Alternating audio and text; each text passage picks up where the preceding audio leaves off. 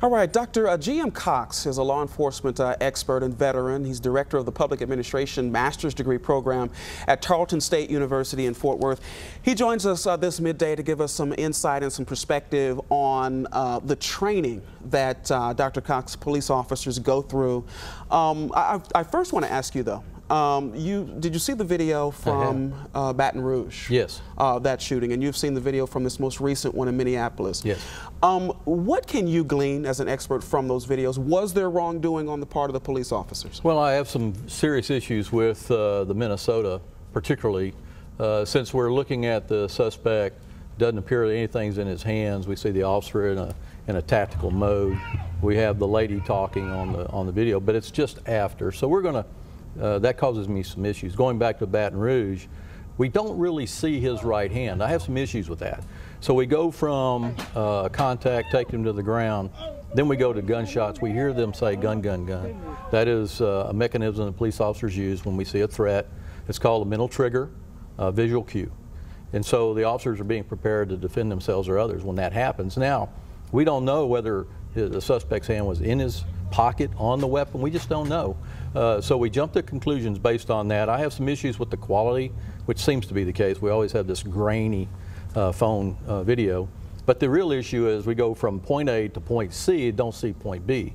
And we have to be able, before we can draw some conclusions, we need to see what was in B. Okay, so when we talk about these situations, what kind of training do police officers go through to prevent situations from escalating and turning into where someone gets shot and killed? That's a great question. And what I've seen over the last 15 to 20 years is we've had a paradigm shift in how we train officers.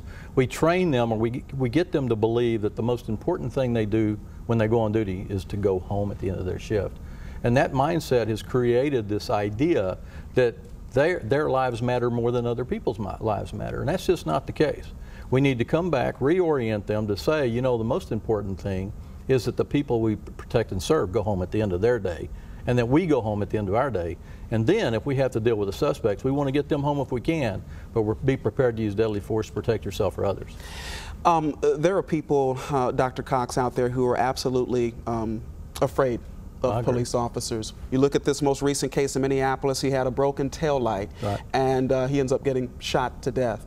How can you put the citizens at ease in these types of situations that we have seen time and time again turn into something deadly? Well, it can go that way very quickly. And what I try to tell people is if an officer tells you to do something, do exactly what that officer tells you to do. Now, that doesn't explain an overreaction on the part of an officer. If an officer doesn't look like he or she is responding appropriately, then that has to be reviewed and will be reviewed. Every police officer understands when they go to work, the chance that they may use deadly force is there. However, you know, less than 2% of police officers in the United States, we have over 750,000 use force in their entire career. Deadly force. Pull their weapons, shoot somebody. So the other side of that is we have to, you know, do what you do, but at the same time, don't make any fast movements, any sudden movements. And that was going to be my follow-up, Dr. Cox. In this most recent case, it would appear that that this man did all of the right things. He told the officer he had a concealed carry license. He said he had the weapon. According to the fiancée, when he reached to get his driver's license, when the officer told him to do that, is when he was shot. It would seem like this man did all of the right things, and yet he was still killed at the hands of a police officer. And that's what a lot of people have difficulty accepting and understanding. I have a hard time accepting and understanding it. The officer is going to have to be reviewed, and will be. There's going to be, if already DOJ's launched an investigation, they're going to come, they're going to do their thing. Probably one of the most rigorous investigations is if you ever go under a DOJ.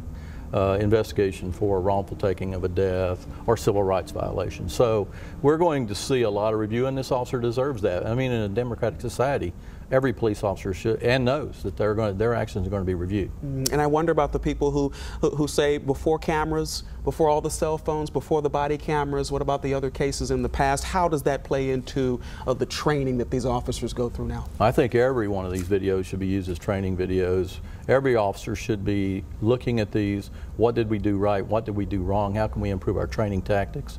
We go through shoot, don't shoot scenarios every year.